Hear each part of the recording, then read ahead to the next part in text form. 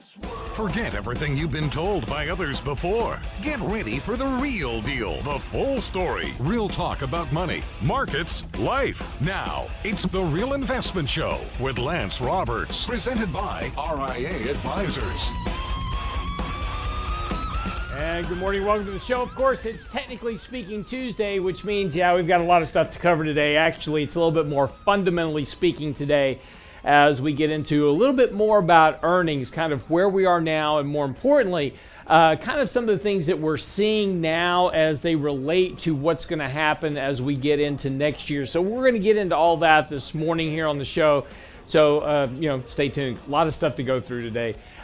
This morning, also, a couple of things that are happening. Obviously, earnings season still continuing here. And again, lots of companies reporting both before and after the bell today. Markets continue to be very positively biased right now. Again, we had a very strong October, much more so than normal. Normally, October is the beginning of the seasonally strong period of the year, and it generally kind of sports between a 1% and a 2% gain for the month of October.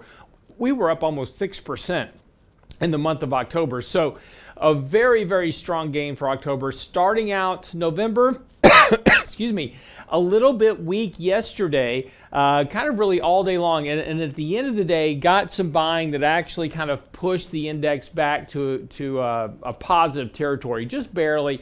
But again, we were already at new highs. So again, that set a new high again yesterday. But again, a little bit sloppy yesterday. Volume continues to be very weak here in terms of this whole rally.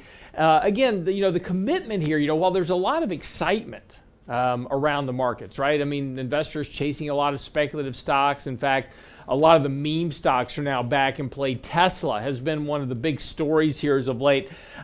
Tesla's market cap now makes up more than half of the entire market cap of all the automakers, all by itself. So again, lots of speculation in Tesla. And so one of the things that we cover in today's daily market commentary is that there's been, just millions of options traded against Tesla. So that's been one of the things really kind of supporting the rise in prices, all these option traders, trading options on the stock. But again, but that's now one of the top 5 stocks in the index. So as it moves higher, it also pushes up the overall index as well, because it makes up a very big portion of the overall S&P 500. Of course, Facebook up strongly yesterday as well, up almost 2%. That helped lift the index as well. And a lot of that buying came in right at the end of the day.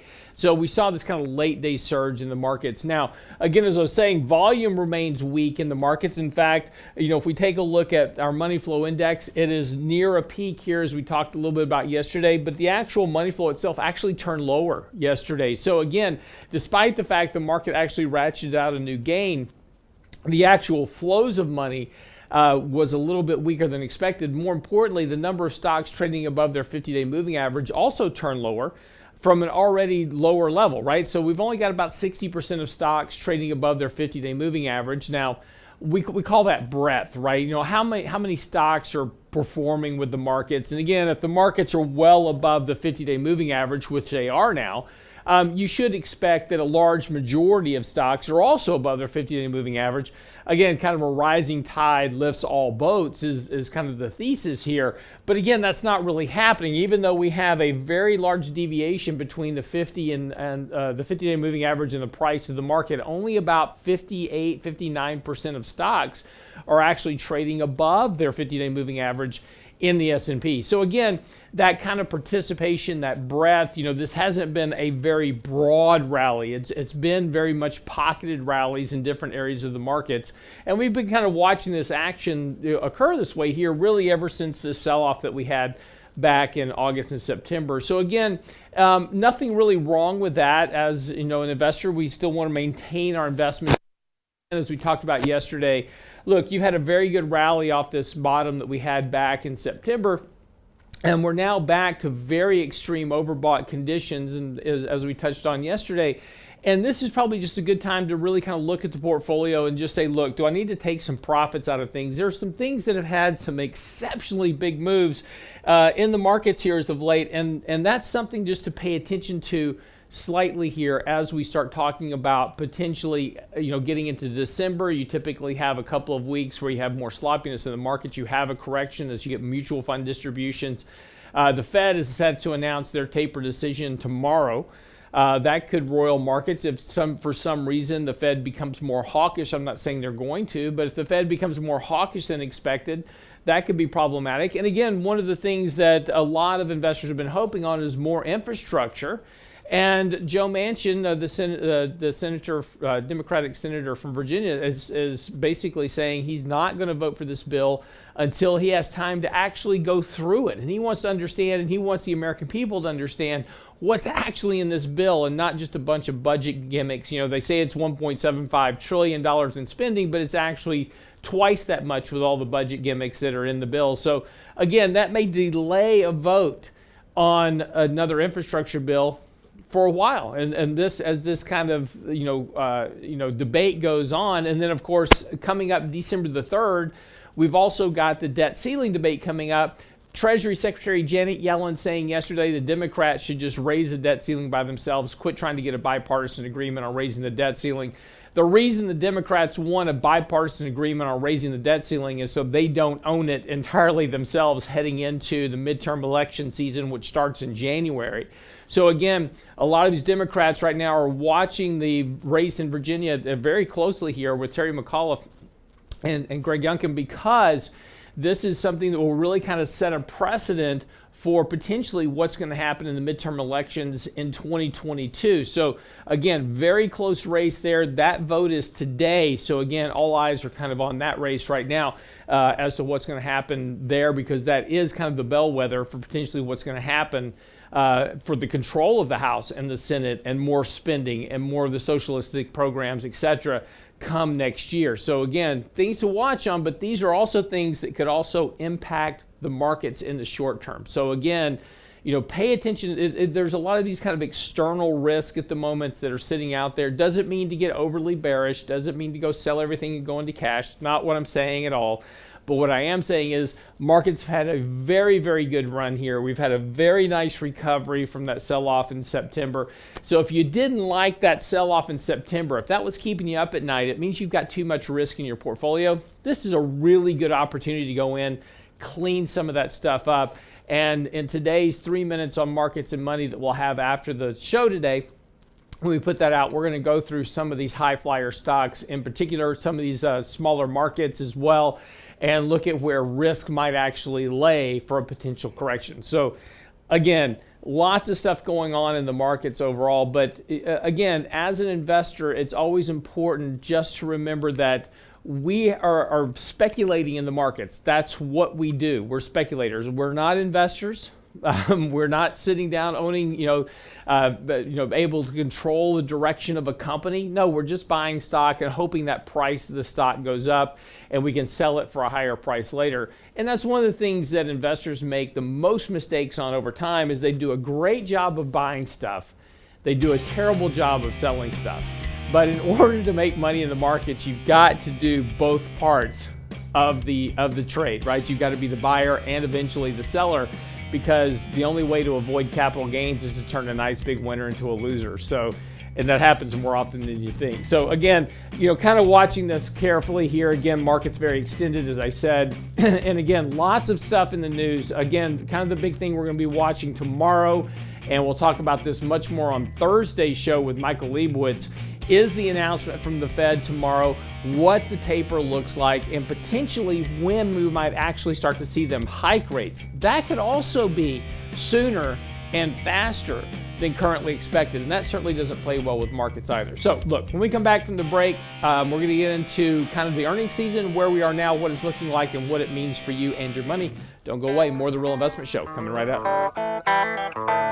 Get daily investment news you can use, delivered at the speed of the internet at realinvestmentadvice.com. We're putting 2021 behind us and getting ready for 2022. Be prepared with Lance Roberts' year-end economic outlook in our next Candid Coffee, Saturday, November 13th. From taxes to interest rates and market, we'll share insights from Richard Rosso, Danny Ratliff, and special guest barista Lance Roberts. Saturday, November 13th. Register now at realinvestmentadvice.com. Candid Coffee with Ratliff, Rotho, and Roberts. RealInvestmentAdvice.com. Hi, Lance Roberts here. If you're like most people, your 401k plan represents the bulk of your retirement assets, and unfortunately for many,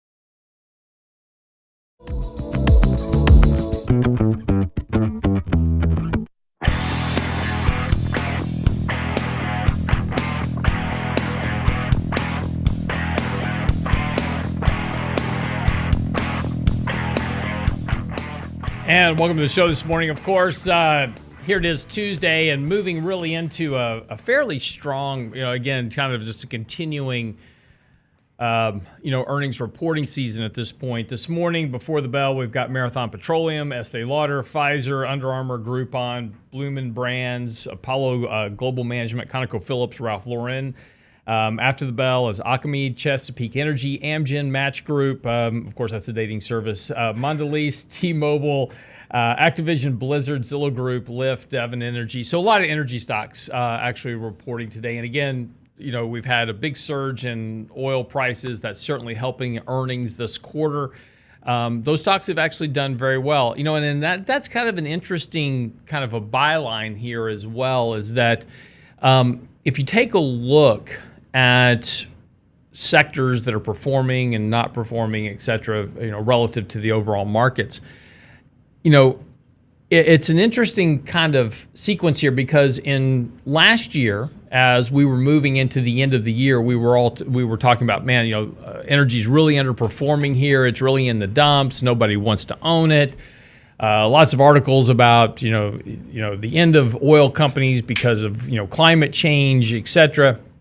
And we were suggesting back in November that typically when that kind of happens, that negative news flow, that whatever that news flow is impacting typically becomes the better investment group the next year. And that's exactly what's happened. Energy is outperforming every sector this year, despite their impact on the environment and the fact we're going to get rid of oil production, et cetera. Markets really aren't buying this. And this is kind of part of the story yesterday that we were talking about relative to this ESG investing. And you're paying more for an ESG fund that really does nothing for the environment, but your performance isn't even any better than you get out of just a cheaper S&P index fund. But the important thing is that we talked about the sin stocks back in the 90s, and we've seen this type of fad investing before. It's like, oh, we're going to invest this way because we don't want to own any sin stocks, and those stocks became the better performers.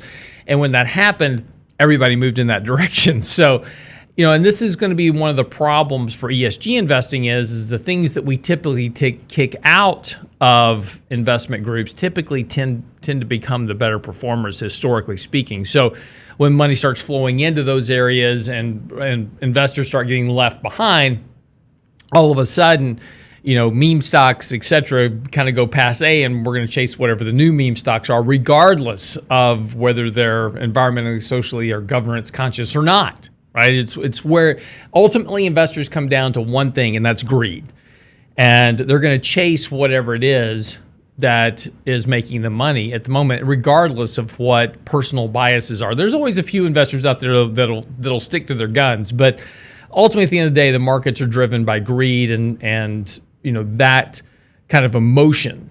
So be careful. And the point about this is just be careful what you're paying for, because again, energy stocks are doing great this year. In fact, they're outperforming the entire index, which suggests that maybe next year they may not perform as well. So again, just kind of be looking at this. And this is something we actually covered today in our analysis on our daily commentary, which is on our website now.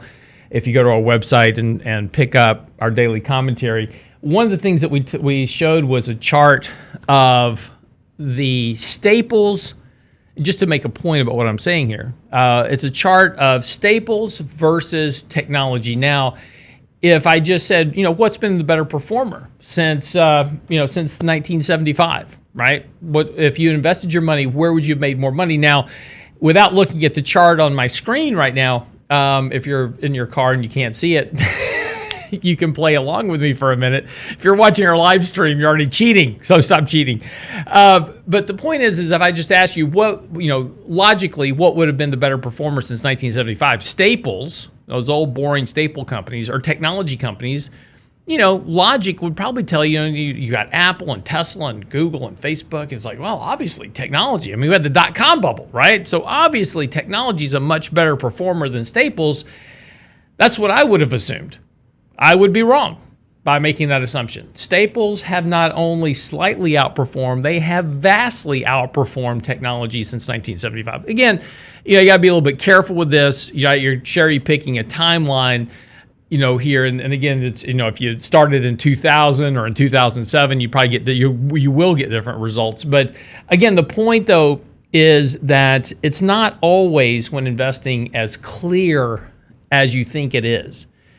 And, buying things that are economically sensitive, buying things that are cyclical, that's the reason they're called cyclical. They have years where they perform well and years where they don't perform well at all, depending on what's happening economically speaking. But there's, the premise behind staples is that stuff you've got to buy regardless of what the economy's doing. It doesn't matter whether the economy's in a massive recession or a booming economy, you still got to buy toilet paper.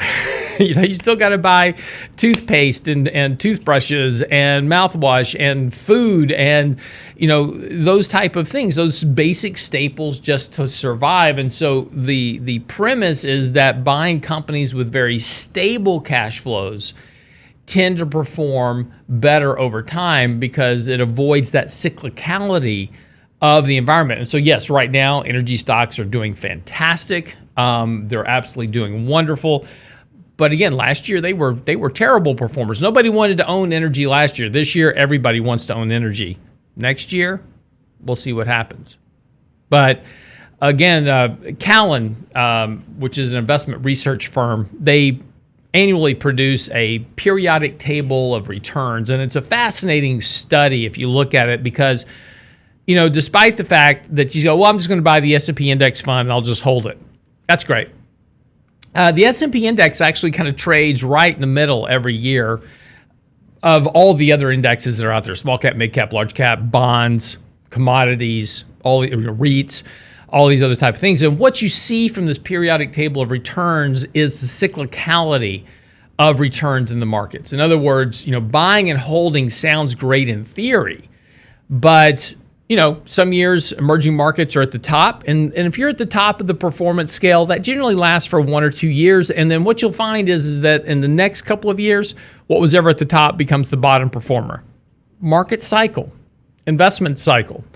And this is why it's important as an investor is to understand these cycles of the markets and invest your capital accordingly. And when things get out of balance, that is when things tend to revert in one direction or the other. Again, back to energy. Energy was terrible last year, way out of balance relative to their ongoing cash flows and those type of things. But we were convinced at that point that oil was going to zero, and the fact that because of climate change, we're going to divest all of our energy holdings and never own them again. And this year, those same companies that were divesting themselves last year of energy can't wait to get into energy this year. So, this is the point. Try to avoid the themes of the markets, right? And focus on what matters over time to generating a return in your portfolio. And this means that sometimes you're not going to buy stuff that is just going crazy in the markets. But that's part of that investment discipline, which is to focus on what makes you money over time, because chasing what's hot this year tends to turn out to not be so hot the next year. And in fact, this is one of the biggest mistakes investors make is they chase what was hot last year and they buy it at the top and then wind up selling at the bottom. And this is just the history of investors over time. And how they do. And this is those psychological and behavioral issues of investing that continue to kind of invade returns for portfolios, over longer periods of time. And this is why, so many investors, despite markets doing great, so many investors in this country have very little money actually saved up because they ride these cycles, they do everything backwards, they make all the investment mistakes. I can't tell you how many couples that Danny and Richard and I meet with here at our office to talk about portfolio management. And the husband and the wife will say, my husband's been investing for years. He never makes any money. And the reason for that is the behavioral problem that investors have. Discipline is difficult and being invested can be difficult as well. So again, these are kind of the points that you want to overcome over time, but this is really kind of the fact. And again, kind of looking back at this chart of staples versus IT, technology is great, but it's very cyclical in nature. And staples are something that people have to buy regardless all the time. And so stability of cash flows and earnings is what matters ultimately to making your portfolio work for you over the long term. Now, does that mean you're going to beat the market every year? No, but who cares? That's not really the point. Chasing some random benchmark index has nothing to do with your time horizon, your financial goals. That's simply emotion. That's greed, right? I got to beat the market. Market's up 22. I got to make more money. No, you don't. What's your goal? I need 6% a year, every year, to meet my goals. That's your goal. That's what you invest for. Taking more risk than that, you're almost guaranteeing yourself a loss of money over time. Now, when we come back, I said we're going to talk about earnings. So we're going to get into earnings, what's going on, things you want to watch out for. So we head into 2022. 2022. Too many twos in that. We'll be right back.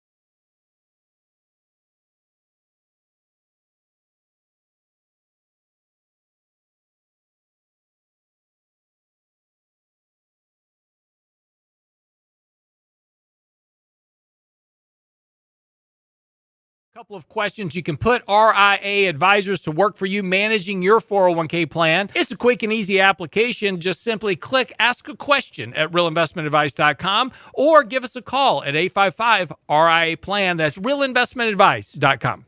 The Real Investment Show YouTube page has all of our videos ready for your easy access. From 3 minutes on markets and money to each day's radio shows. Subscribe and bookmark our YouTube channel for The Real Investment Show. Or just click on the show links at realinvestmentadvice.com. Realinvestmentadvice.com. You're listening to The Real Investment Show.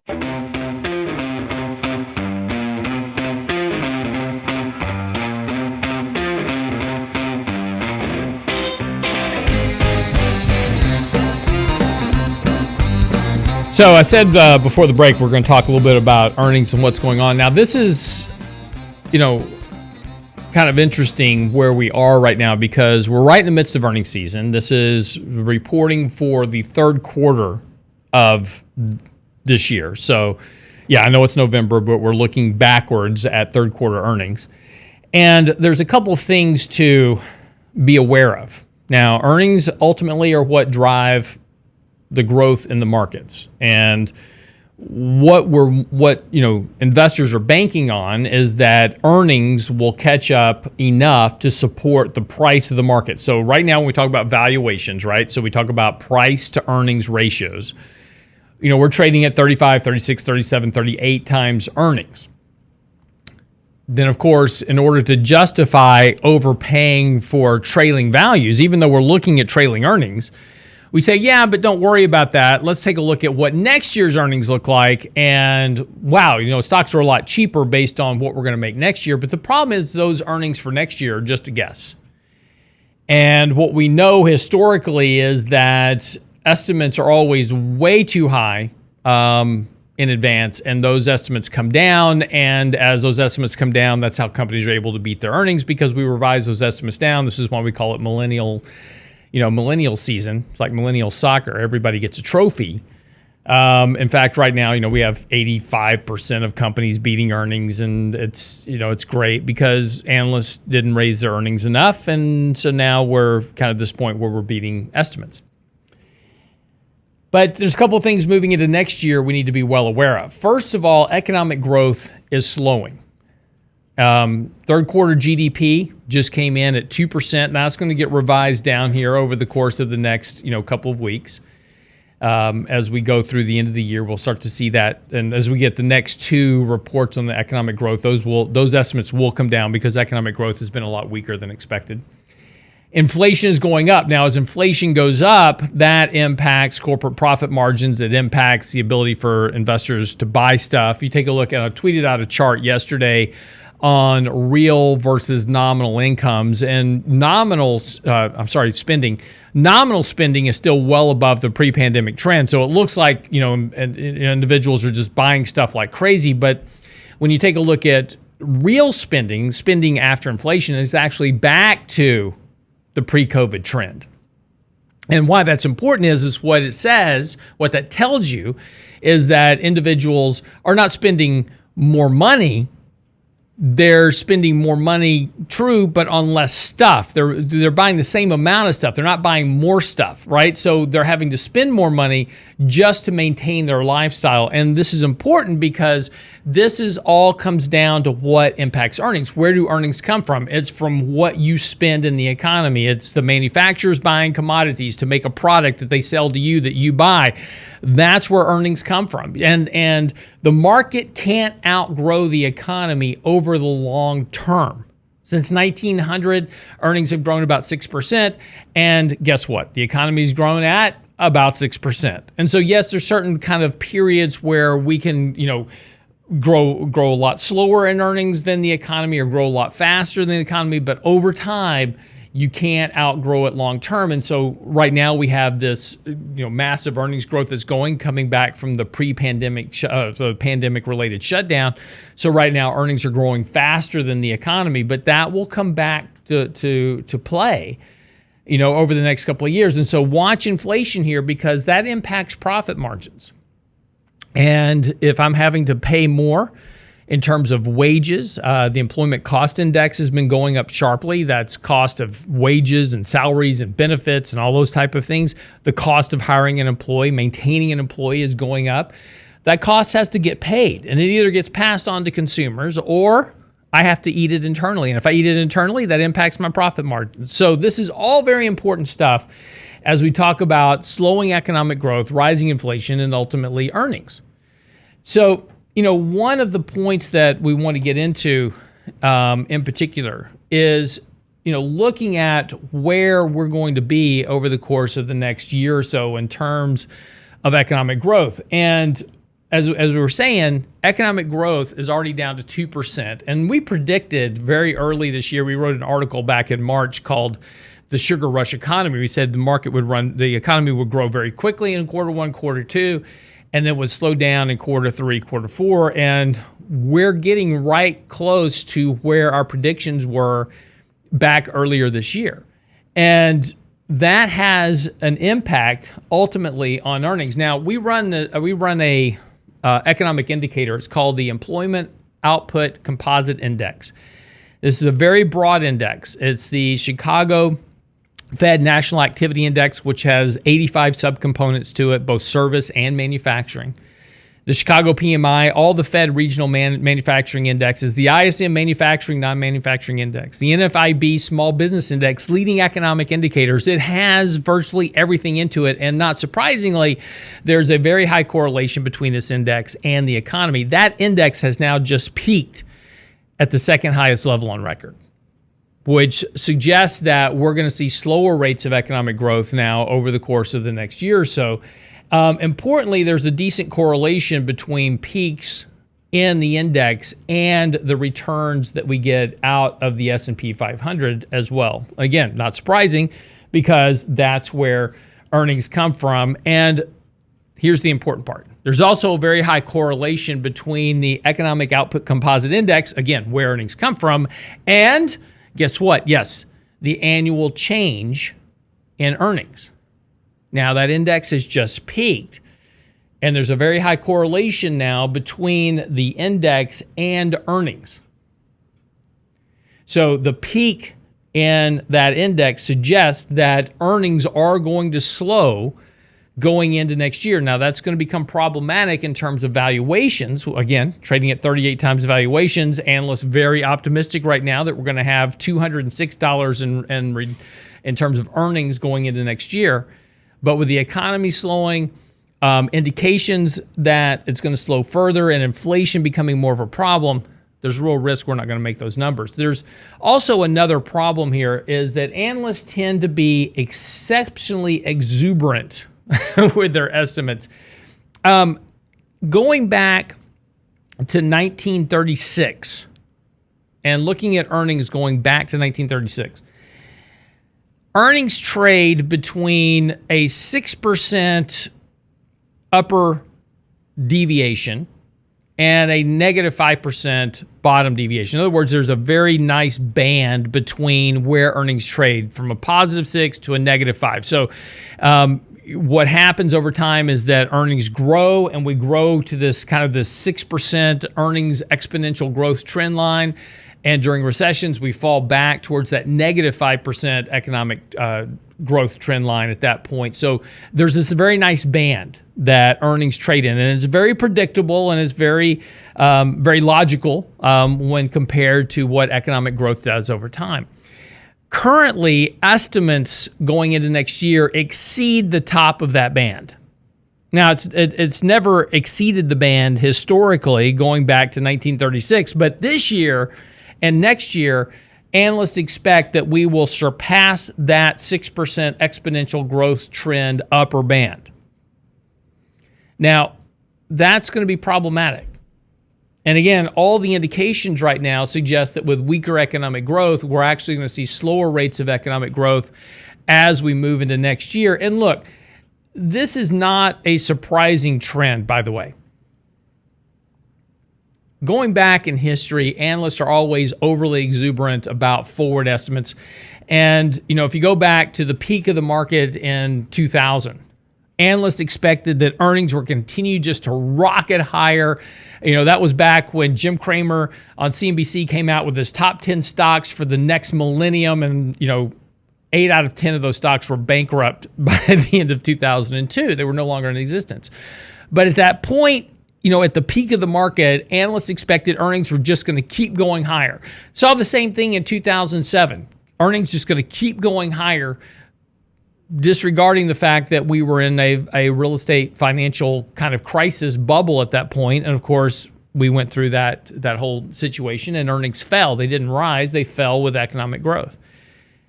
So here we are again. Analysts currently expect that nothing but good is going to happen, and estimates are just going to keep rising into the future, regardless of what's going on economically speaking. Regardless of higher inflation, slower economic growth, estimates and earnings are just going to keep rising on a forward basis. Likely not going to happen. But this is the way Wall Street always is. Wall Street is always optimistic because they want to sell you a product. And in order to justify, selling you a product at 38 times or 40 times earnings, they've got to say, well, look, I know you're overpaying for it now, but that's going to be cheap in the future because, if Tesla, as a good example, which is currently more than 50% of the entire market cap of every automaker on the planet, if Tesla can just sell, all 100% of all electric vehicles ever bought, it'll be a cheap stock. Problem is, it's not realistic. It's not going to happen. Too many competitors, too many other producers. There's going to be a battle for market share at some point in the future. And this is the point that estimates and market analysts and all this miss, is that just like the economy, earnings are cyclical and they are going to decline. And there are things that will cause that cyclicality to occur. Things like higher interest rates. The Fed's starting to hike interest rates next year. Less liquidity. Fed's tapering their balance sheet. So is global liquidity on a global scale. What about inflation? Just slower economic growth. All these things are going to factor in, and that's going to impact earnings, valuations, and ultimately returns. Be right back after the break. That article on our website now, fundamentally speaking, at realinvestmentadvice.com. Don't go away.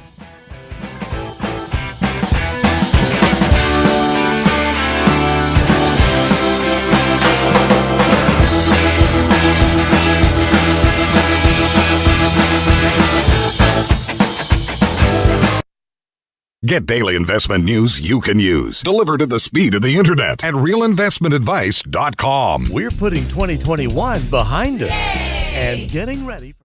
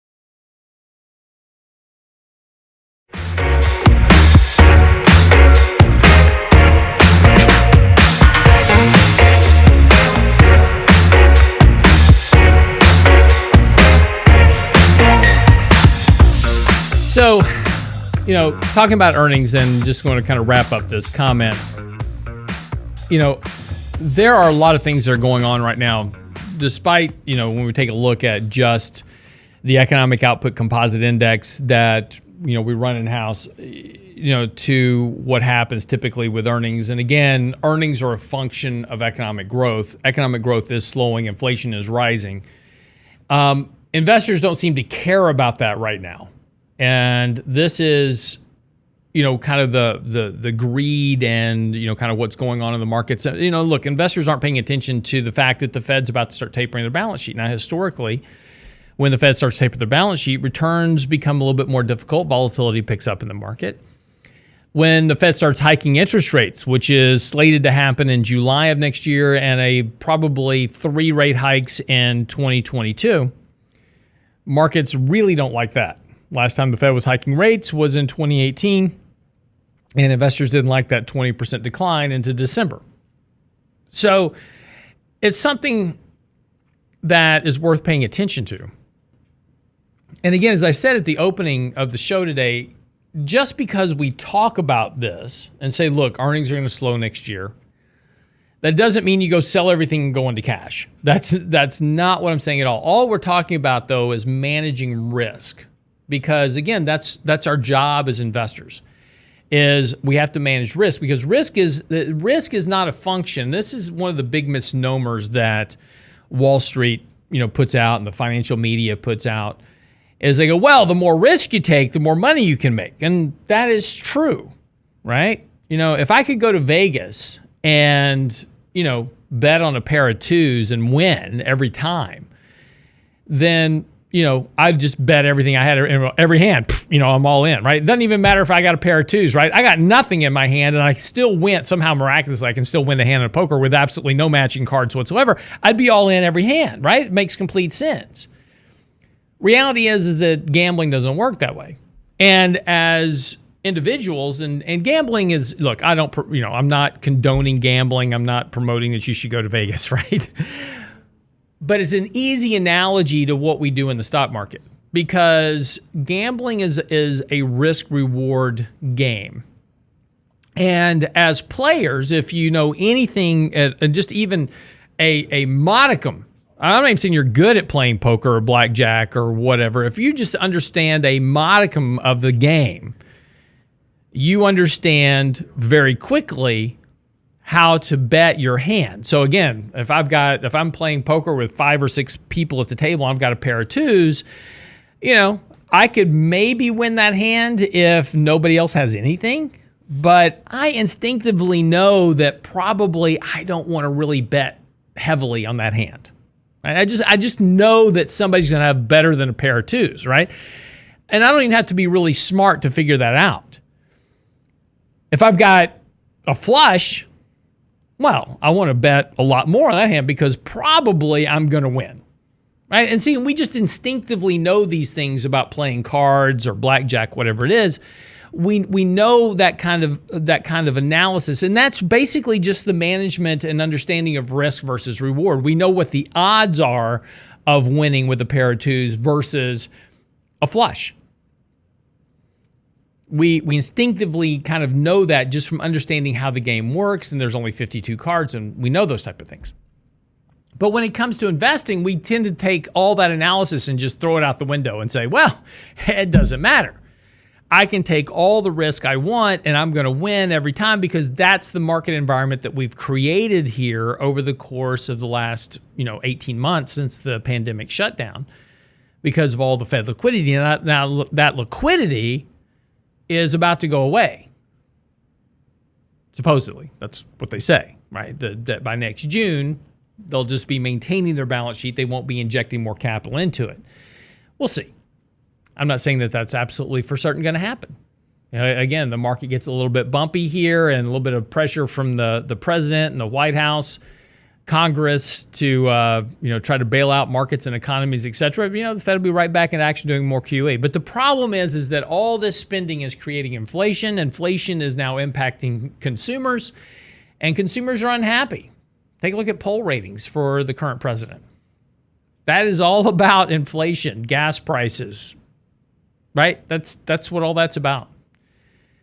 70 in a recent poll, more than 70% of Americans said that the economy is heading in the wrong direction. That's inflation. That entire sentiment is the cost of living. Why? Because that's what Americans experience, right?